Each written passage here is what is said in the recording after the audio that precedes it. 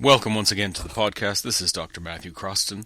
I unfortunately have a somewhat depressing topic to discuss today, and it's what I consider to be the secret, hidden, but devastatingly important legacy of Daesh, or ISIL, or ISIS, or the Islamic State, whatever you really wish to call it. When we think back to the legacy and the consequences of 9/11, there's an unspoken consequence that I think had a lasting legacy on the very first decade, at least, decade and a half of the 21st century.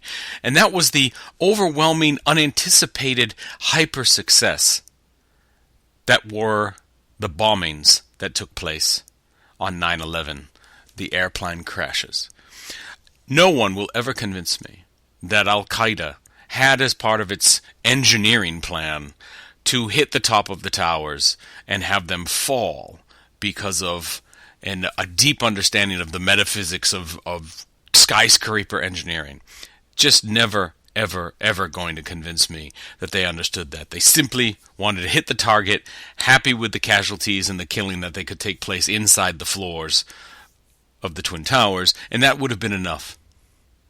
But when the towers fell, and when you look at the philosophy and the terrorist attitudes of radical Islamist groups like Al-Qaeda, they always in the end believe as Allah wills. So as it is meant to be, good or bad, success or failure, so it shall be. There's very little free will in the philosophical terrorism of radical Islamist groups. So when they hit the Twin Towers, they thought, Allah must have willed this. This is good. We are in the right. But then when the Twin Towers actually fell, they realized their cause to them was not just simply approved, but truly blessed, because it was a success beyond the success they ever could have hoped for. But there was an unspoken and unrealized consequence to that hyper-success on that day, which I have been convinced now for nearly 15 years has helped our own counterterrorism efforts here in the West. And that was simply what I call 9/11 fatigue, even maybe perhaps 9/11 envy, that when you have such a grandiose success and you're a group like Al-Qaeda, what's the follow-up? What's the sequel to this blockbuster movie? It can't be a bus bomb or a single suicide vest outside of a diplomatic embassy. It can't be a theater shooting. It can't be random stabbings on the street or driving a car through crowds of people. Does this start to sound familiar? Doesn't this start to sound like all of the horrible terrorist events and incidents we've been having throughout Western Europe for the last several years? But the 10 years previous to that, the 10 years that was still basically the exclusive domain of Al-Qaeda as the chief global perpetrator of terrorist acts against the West, there were no such incidents. Now you could try and chop that up to the fact that Western intelligence, Western counterterrorism units were just so unbelievably successful that they stopped everything before it could take place. But I, for one, am not, unfortunately, that idealistically naive. I believe one of the reasons we've been so good in our counterterrorism efforts in the first decade after 9/11 was simply because Al-Qaeda bowed to its own peer pressure. Bowed to its own peer pressure to be, well, if we're going to have a big event against the West again, it has to be as big as 9/11. It has to be as successful. And this is what they're guilty of. They forgot in their own minds that they never intended for the Twin Towers to fall.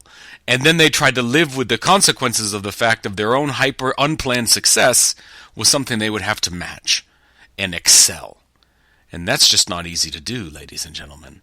To create a terrorist event that is bigger than 9/11? No. So part of our success, some of our greatest success in counterterrorism, I'm afraid, was the simple fact that Al-Qaeda peer-pressured itself into trying to meet the expectations of its own hyper-success on 9/11. Which leads us to today. And the true legacy and the true influence, unfortunately, of Daesh, of the Islamic State.